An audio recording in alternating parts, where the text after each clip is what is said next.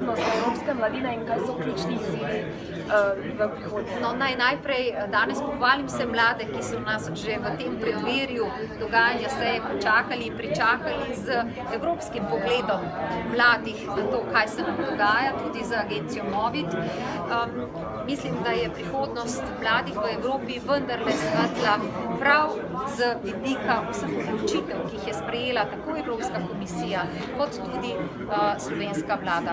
To, da imamo danes več kot 49.000 zaposlenih mladih v obdobju zadnjih 2 let, da v resnici strukturni napor pri zmanjševanju brezposelnosti mladih daje že rezultate, da izboljšujemo posamezna področja, kot že prej omenjeno stanovanjsko politiko podpore mladim.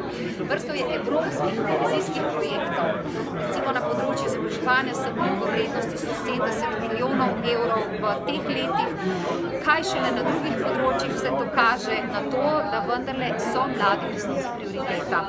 300 milijonov evrov na področju jamstva za mlade.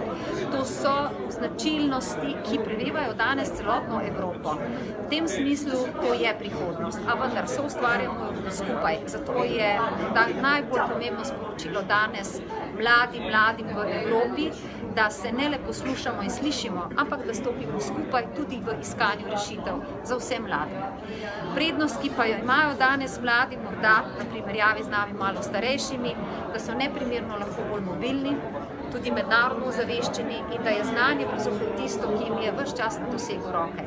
Kako in kakšen način ga bodo uporabili za to, da bo njihova vaša pot lažja, uspešnejša, predvsem pa da bo izpolnila tiste želje, ki jih nosijo ali nosite v sebi, to pa je odgovornost vsakega posameznika, a hkrati tudi nas, ki vzpostavljamo sistem, da se mladi v njem dovolj dobro počutijo in da najdejo svojo pot.